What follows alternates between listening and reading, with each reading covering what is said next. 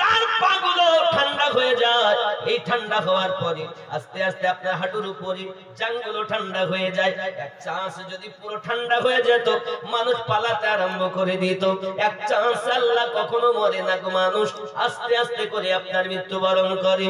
টেনে যখন হাঁটুর কাছে আপনার রাখা হয়েছে, ওখানে জাং থেকে নিয়ে কোমরের কাছে রাখা হয়েছে, এমনি করে আস্তে আস্তে করে আপনার টেনে টেনে নিয়ে বার করে।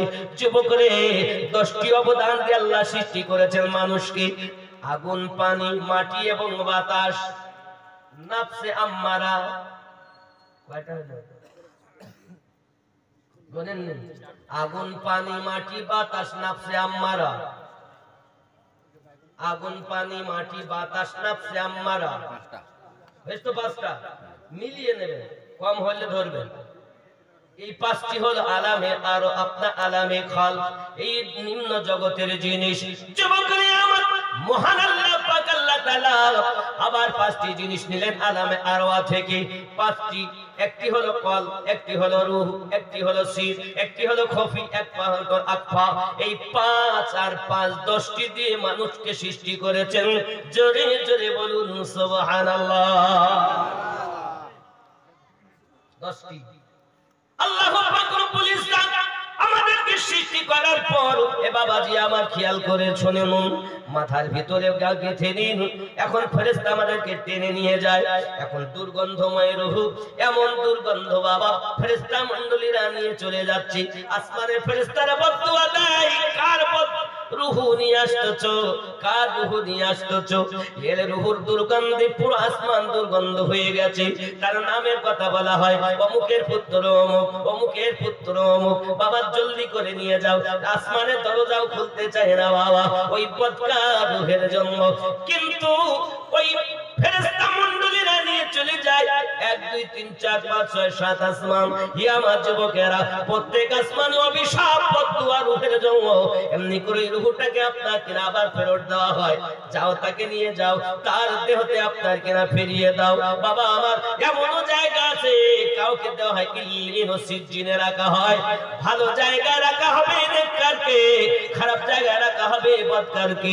যুবক আমার, সোনা মানিকেরা, খেয়াল করুন, কেউ বা দেহতে আসে, কেউ বা ইল্লিন সিজ্জিনে যায়। সবার এক রকম ভাবে হবে না বাবা। যুবকরে আমার, এই রূহটা আপনার নেওয়ার পর মুমিন ব্যক্তি যদি হয়, সামনে দেখবে ফেরেশতারা বসে আছে, খাবার নিয়ে, পাখা নিয়ে, সুগন্ধ নিয়ে। তার সুগন্ধে ফেরেশতারা আনন্দে আত্মহারা। রূহ শুধু বলে, চলো আমায় নিয়ে চলো। সুবহানাল্লাহ, সুবহানাল্লাহ। কেন কেন কেন ও তো মোটে যেতে চায় না, কেন এ কথা বলে? এই কারণ এই ব্যক্তি চায়, এতদিন শুনেছি যে নবীর নাম, কবরে গেলে আমি নবীর দিদার পাবো। সুবহানাল্লাহ। এই মুমিনের রূহ। যুবকরে আমার, রূহটাকে বার করে ফেরেশতারা সম্মান করে নিয়ে যাবে। কার রূহ বলো? ফেরেশতা মণ্ডলীরা আপনাকে সবাই দোয়া দেবেন, রহমত বর্ষণ করতে থাকবেন। 1 আসমান, 2 আসমান, 3 আসমান, 4 5 6 7 আসমান ভ্রমণ করাবে বাবা।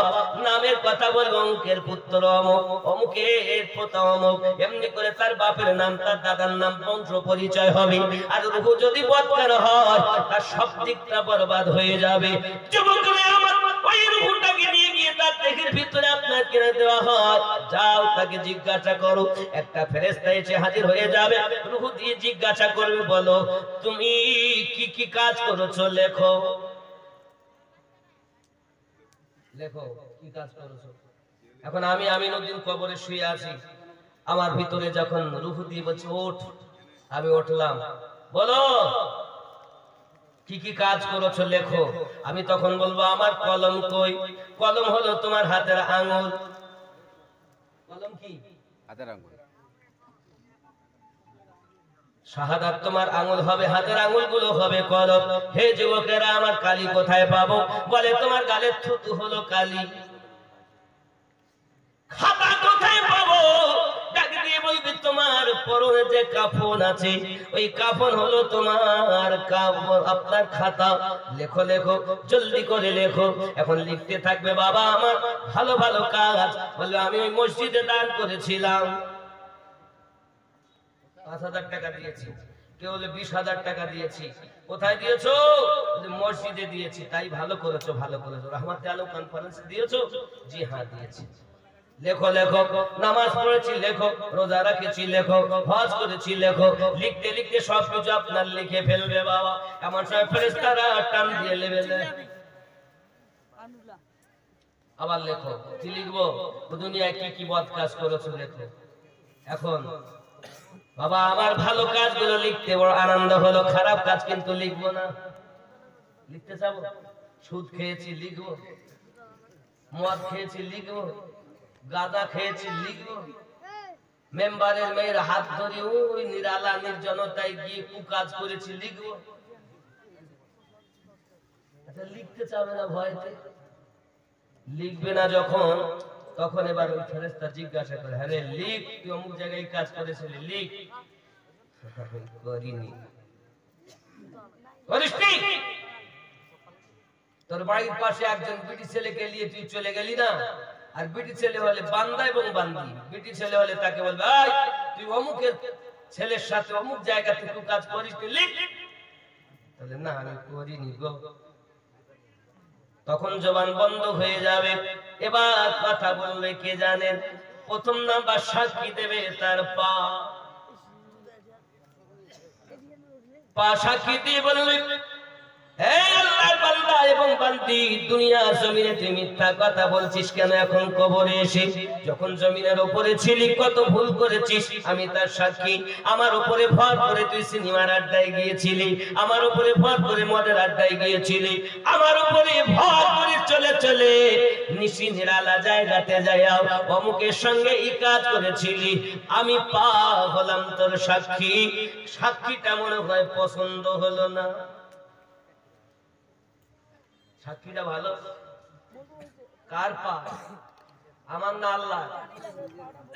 আরে আমার যদি হতো তাহলে আমার পক্ষে সাক্ষী দিত?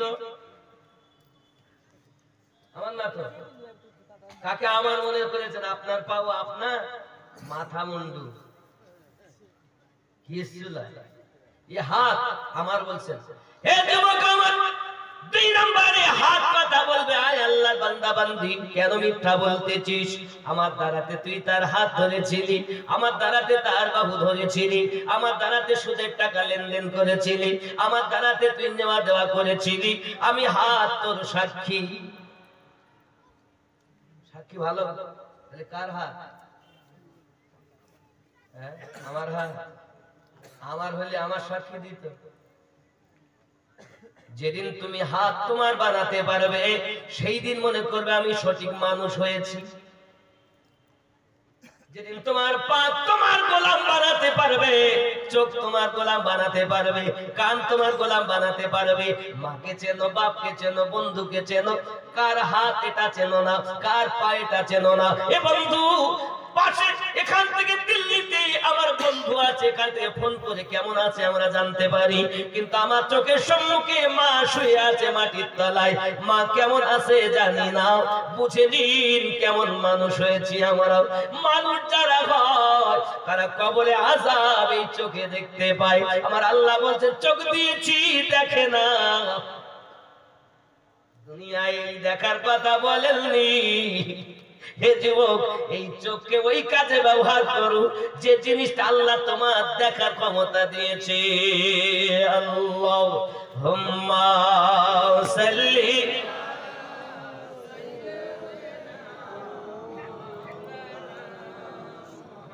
ওয়া আলা আলি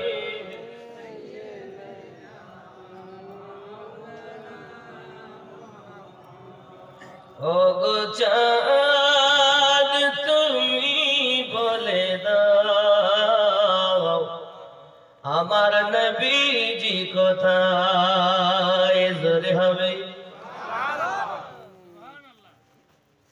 আব্বা আমার হাত আমার হয়নি, পা আমার হয়নি, চোখ আমার হয়নি। আল্লাহ পাক বলছেন চোখ দিয়েছি দেখে না, তার মানে কানা, অন্ধ।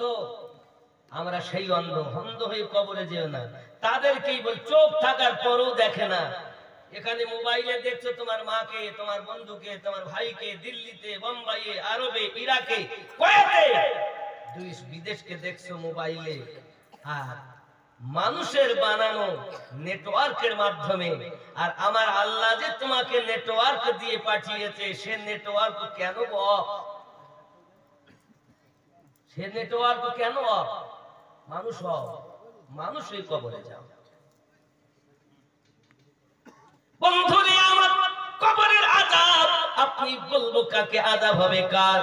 যুবক আমার, যে ব্যক্তি পৃথিবীর জমিনে চোখকে কাজে লাগাতে পারেনি, পাকে কাজে লাগাতে পারেনি, এমনি করে নিজের অঙ্গ প্রত্যঙ্গ নিয়ে সারি ঘোরাফেরা করেছে, বলছে বিবি আমার, বাচ্চা আমার, গাড়ি আমার, জমি আমার, সবাই আমার, আমি কার?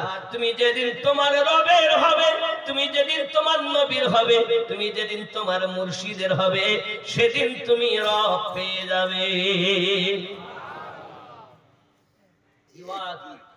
মারেফাতি ওয়াজ, শরিয়াত ও মারেফাত। আমি চারটি জিনিস বলি, শরিয়াত, তরিকত, মারেফাত আর হাকিকত।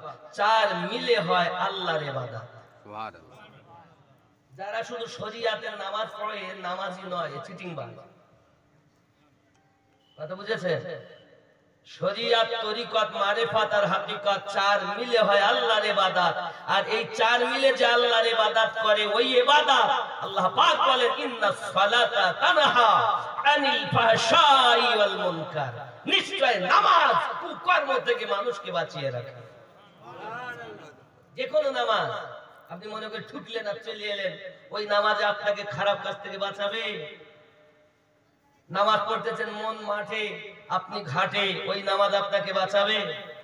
সময় হলো, যেমন মক্কাতে গিয়েছি, মদিনাতে গিয়েছি, মক্কাতেও দেখি নামাজের হালাত, নামাজ পড়তেছে তো কোনো ঠিক নেই। কেউ এইভাবে হাত বেঁধে নামাজ পড়তেছে, আবার কেউ আবার এইভাবে হাত বেঁধে নামাজ পড়তেছে, আবার কেউ এখানে হাত বেঁধে নামাজ পড়ছে, আর কেউ হাত বাঁধি। কি যন্ত্রণা! নামাজ জাহাজ করে সালাম ফিরানো দেরি, এবার হুটাপাটা শুরু করে দিয়েছে, দাঁড়ায় না।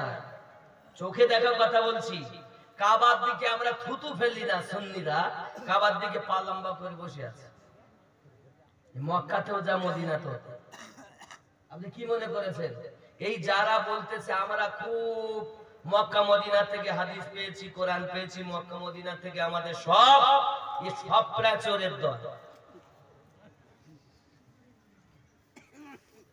মোহাব্বত আছে তাদের, রাসূলের ইশক আছে যাদের, এরাই জান্নাতি দল। খেয়াল করেন, আমার কথা হয়তো সবার জন্য না, ভালো লাগবে না যে ও তো এক দলের যাচ্ছে, এক দলের না। আর কেন এক দল বলবো না, এটাই জান্নাতি দলের কথা। ভালো করে বুঝেন, আমরা মক্কা কি করে তা দেখে আমাদের ইসলাম নয়। মক্কাতে আপনি জানেন 16টা মাজার ছিল, প্রত্যেকটা মাজার গম্বুজওয়ালা, সব ভেঙে দিয়েছে। মক্কায় জান্নাতুল মদিনাতে, মদিনাতে ছিল জান্নাতুল বাকির মধ্যে 16টা মাজার, সব ভেঙে দিয়েছে। কারা ভেঙেছে? এই সব আমার জওয়ান যুবক সোনামানিকেরা ভালো করে প্রেমের ভিতরে রাখুন। নবী তো জাহাজ সাল্লাল্লাহু আলাইহি ওয়াসাল্লামের আশিক যারা, তাদের জন্য হলো আপনার নেজাত। কবরের ভিতরে আপনাকে আমাকে রাখা হবে যখন, ফেরেশতা জিজ্ঞাসা করবে এবার লেখো। আমরা তো লিখতে চাবো না বাবা, কুকর্মগুলো যখন লিখতে চাবো না, তখন আমার হাত সাক্ষী দেবে, আমার আপনার চোখ সাক্ষী দেবে। চোখ ডাক দিয়ে বলবে, হে আল্লাহর বান্দা বান্দি, মিথ্যা কথা বলো না, মিথ্যা কথা বলো না। অমুক সময় আমার দ্বারাতে দেখেছিলে, আমার দ্বারাতে কাজ করেছিলে, রাত 12টা 1টা বেজে যায়, এই যুবক যুবতীরা মোবাইলে ফেসবুক চালাচ্ছ, তুমি চোখে ঘুম এসে যায়, তারপর মোবাইল পড়ে যাবার তুলে দিয়ে ফেসবুক চালায়, কত রকমের ছবি দেখো। এই চোখ তোমার বিপক্ষে সাক্ষী দিয়ে বলবে, আল্লাহর বান্দা বান্দি, আয় আল্লাহর ফেরেশতাও, আমার দ্বারাতে তোমার এই আল্লাহর বান্দা বান্দিটাও আমার দ্বারাতে নোংরা নোংরা ছবি দেখেছিল, আমার দ্বারাতে মেয়েটার দিকে চোখ মেরেছিল। মেয়েটি বলবে, মেয়ের চোখ বললো আমার দ্বারাতে ওই ছেলেটার দিকে চোখ মেরেছিল, আমার দ্বারাতে কুদৃষ্টি করে তাকিয়েছিল। আয় আল্লাহর বান্দা বান্দি, মিথ্যা বলো না, আল্লাহর ফেরেশতা এর বিপক্ষে আমি সাক্ষী দিলাম। সাক্ষীগুলো খারাপ। এ যুবক, চোখ আমার হয়নি, কান আমার হতে পারলো না, পা আমার হতে পারলো না, দেহ আমার হলো না রে বাবা। যেদিন তুমি তোমার দেহটাকে তোমার বানাতে পারবে, চোখ তোমার হয়ে সাক্ষী বাবা, তোমার যখন গোলাম বানাতে পারবে। মানুষ তুমি যদি আল্লাহওয়ালা হতে চাও, কাম ক্রোধ লোভ মোহ মৎসর্যকে বিলীন করো, বিলীন করার পর ফানাফি শেখ হয়ে যাও। আল্লাহওয়ালা যিনি, তার কাছে চলে যাও, তার কাছে যাইয়া নিজে বিক্রি হয়ে যাও। আমার আল্লাহ কোরআন শরীফে বলেছেন, মাইয়াহদিল্লাহু ফাহুয়াল মুহতাদি, আমি আল্লাহ যার হেদায়েত দান করি তার হেদায়েত প্রাপ্ত হয়। ওয়া মাইয়ুরিল, আমি আল্লাহ যার পথভ্রষ্ট করি ফালান তাজিদা লাহু ওয়ালিয়াম মুরশিদা, পথ প্রদর্শক আউলিয়াকে বন্ধু রূপে পাবে না। আল্লাহ যার হেদায়েত দেয় তারা হেদায়েত পায়, তারাই মুর্শিদ দুনিয়ায় পেয়ে যায়। এটাই কোরআনের ফয়সালা। তোমার কোন মোল্লা তোমার কবরে যাবে না। খেয়াল করে রাখুন বাবা, এখন যারা পীর পেল না, মুর্শিদ পেল না, মনে রাখতে হবে আল্লাহ কোরআন মোতাবেক তারা মুর্শিদ পায়নি, মানে হেদায়েত আল্লাহ পাক তাদের চাননি। তুমি ফানাফি শেখ হয়ে যাও, ফানাফি শেখ হয়ে যাওয়ার পরে তোমার মুর্শিদ তোমাকে ঠিকানা দেবে রাসূলে পাকের। এখন নবী পাক তুমি পেয়ে যাবে, যখন ফানাফি রাসূল হয়ে যাবে। হে যুবক আমার, ফানাফি রাসূল যখন হবে, নবীর মুহাব্বতে আল্লাহ পাবে, আল ফানাফিল্লাহ হয়ে যাবে। ফানাফিল্লাহ হওয়ার পরে অবশিষ্ট জীবন পেয়ে যাবে। এই ব্যক্তি যদি কবরে যায়, কবরে কাফনে দাগ লাগে না ভাই। খেয়াল করেন, ছোট্ট একটা ঘটনা বলি আব্বাজি আমার, খেয়াল করুন। পৃথিবীর সরজমিনে, পৃথিবীর সরজমিনে এমন একটা ঘটনা ঘটেছে বাবা। 1920 সালে আপনার একটি বই লেখা হয়েছিল, নাম তার ছিল রাজপাল। বইটি লিখেছে, বইটির নাম হলো রঙ্গিলা রসুল। কি নাম, কি নাম? রঙ্গিলা রসুল। 1920 সালে এই রাজপাল বড় খবিস একটি বই লিখেছে, বইটার নাম রঙ্গিলা, রঙ্গিলা রসুল। হে বাবাজি আমার, আমার নবী পাকের শানে যখন কটূক্তি করেছে পশ্চিম পাকিস্তান এবং পূর্ব পাকিস্তান, বাবা আমার ভারত বাংলাদেশ সব মুসলমান একত্রিত হয়ে যখন এই রাজপালের বিরুদ্ধে কথাবার্তা ইস্তেমা আপনার করতে আরম্ভ করে দিয়েছে, প্রতিবাদ করতে আরম্ভ করেছে। একজন আলেমের দিন ওয়াজ করতেছেন, একদিন জীবনের থেকে বেশি নবীকে ভালোবাসতে হবে। সহিহ বুখারী কিতাবুল ঈমান হাদিস নাম্বার 15, আনাস বিন মালিক রাদিয়াল্লাহু তাআলা আনহু বলেন, লা ইউমিনু আহাদুকুম হাত্তা আকুনা আহাব্বা ইলাইহি মিন ওয়ালিদিহি ওয়া ওয়ালাদিহি ওয়ান নাসি আজমাইন। রাবাহুল বুখারী কিতাবুল ঈমান। জোরে বলুন সুবহান। হাদিসটি এই রূপ বাংলা হতে পারবে না তুমি ঈমানদার ততক্ষণ তো যদি তোমার অর্থের থেকে বেশি, তোমার সন্তান ও পিতা মাতা থেকে বেশি, এমনকি তোমার জীবনের থেকে বেশি, দুনিয়ার সমস্ত মানুষের থেকে বেশি নবীকে যদি প্রেম না করতে পারো, লা ইউমিনু, তুমি মুমিন নও। তাহলে মুমিন কারা? জানের থেকে বেশি নবীকে ভালোবাসে। সুবহানাল্লাহ।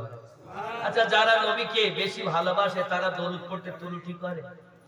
তারা কি বলে যাকে প্রেম করে তার কখনো দোষ খোঁজে? আর দোষ যারা খোঁজে তারা কি প্রেম করে?